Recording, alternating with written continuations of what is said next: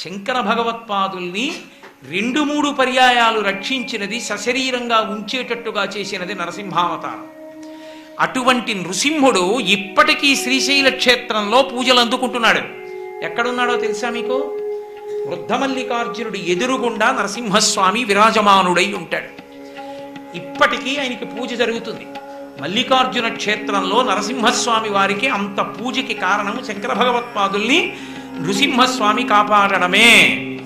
శంకర భగవత్పాదులకి ఆ క్షేత్రంతో స్పర్శ ఉంది. అలాగే శివాజీ మహారాజ్, ఆయన మహానుభావుడు, ఈ దేశానికి 2 గొప్ప సేవలు అందించాడు ఆర్షధర్మాన్ని నిలబెట్టడానికి. ఒకటి, గోవులను రక్షించాడు. గోవధ యథేచ్ఛగా జరిగిపోతున్న రోజుల్లో గోవుని రక్షించడమే జీవన కర్తవ్యంగా పెట్టుకొని గోవుల్ని కాపాడినవాడు శివాజీ.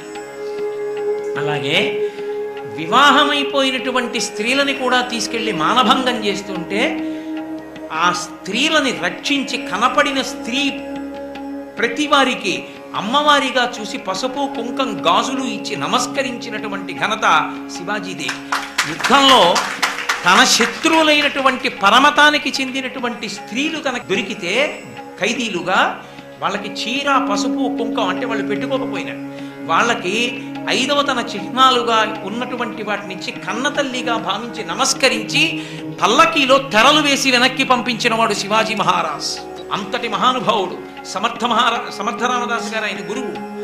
అటువంటి శివాజీ గోరక్షణం చేస్తున్నటువంటి రోజులలో సనాతన ధర్మాన్ని నిలబెట్టడానికి హిందూ మతం పేరు మీద కోటలు నిర్మించి హైందవ సామ్రాజ్యాన్ని ఏర్పాటు చేస్తున్న రోజులలో ఆయనకి శక్తి యొక్క అండ కావలసి వచ్చింది, అమ్మవారి అండ కావలసి వచ్చింది. అటువంటి రోజులలో శ్రీశైల క్షేత్రానికి వెళ్ళి ఆ రోజులలో మీరు శివాజీ మహారాజు యొక్క చరిత్ర జరిగితే తెలుస్తుంది. హడిలిపోయారు మంత్రులు, సేనానులు. ఇదేమిటి ఇంత ప్రౌఢమైన వయస్సులో ఇంత యుద్ధ సమయంలో అకస్మాత్తుగా వెళ్ళి ధ్యానంలో కూర్చుంటున్నాడు, అసలు బయటికి రావట్లేదని. భ్రమరాంబ అమ్మవారిని ధ్యానం చేస్తూ కూర్చున్నాడు శివాజీ మహారాజ్. కూర్చుంటే భ్రమరాంబ అమ్మవారు ప్రత్యక్షమై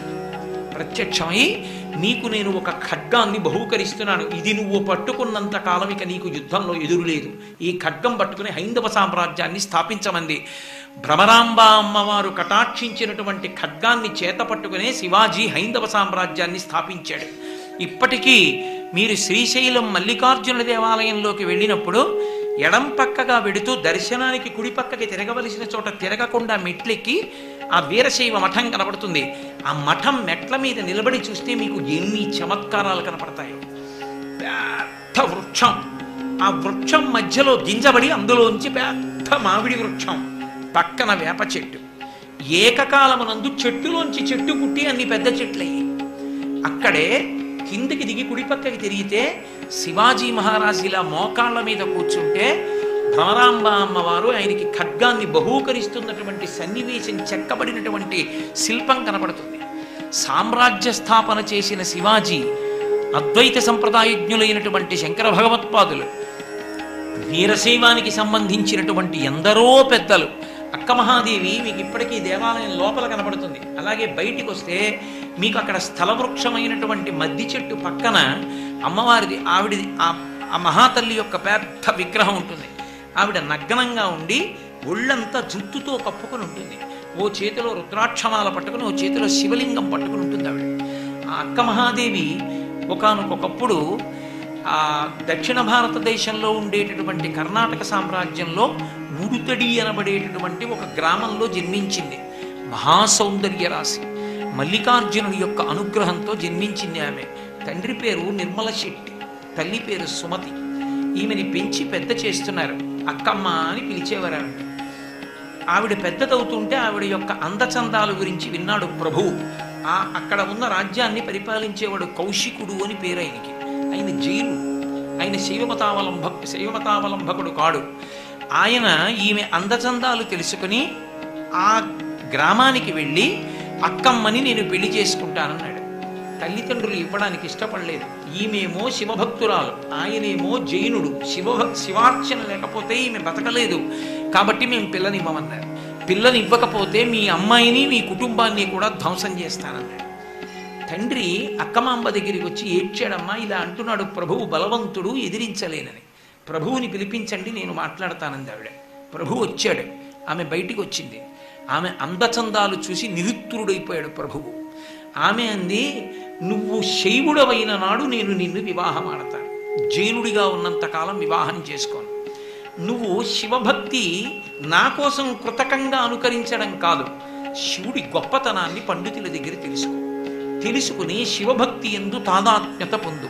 శివలింగార్చన నువ్వు కూడా చేసిన నాడు వివాహం చేసుకుంటాను.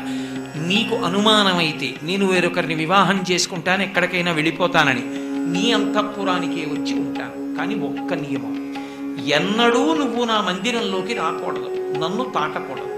నా మందిరానికి వచ్చినా నన్ను తాకినా నేను యథేచ్ఛగా వెళ్ళిపోతాను.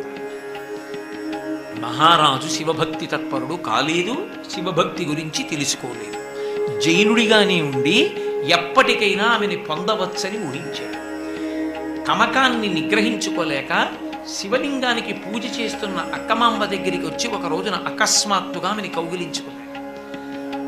దుర్మార్గుడా, నేను నియమం పెట్టిన శివలింగాన్ని ఆరాధన చేస్తుండగా వచ్చి కౌగిలించుకున్నావు కనుక నువ్వు ఏ చేతులతో ముట్టుకున్నావో ఆ బట్ట నీ ముఖం మీద పడేస్తున్నానని ఆమె వివస్త్రయ్యి ఒంటి మీద బట్ట లేకుండా తీసి బట్ట రాజు ముఖం మీద పడేసి తన కబరీబంధాన్ని విప్పి ఆ కొప్పు వెంట్రుకల చేత తన శరీరాన్ని కప్పుకుంది. నగ్నంగా ఆమె కనపడేసరికి తన గురువులైనటువంటి జైన మతానికి సంబంధించిన తీర్థంకరులు జ్ఞాపకానికి వచ్చి వాళ్ళు దిగంబరులుగా ఉంటారు కనుక తన గురువు కనపడి వెంటనే ఆమె పాదముల మీద పడ్డాడు. ఆమె చరచరా బయటికి వెళ్ళిపోయిన తల్లి, ఆ రోజులలో వీరశైవంలో బసవన్న అని ఒక మహానుభావుడు ఉండేవాడు. యథేచ్ఛగా ఆమె ఒక్కతే అరణ్య మార్గంలో శివనామ స్మరణ చేసుకుంటూ వెళ్ళిపోయింది.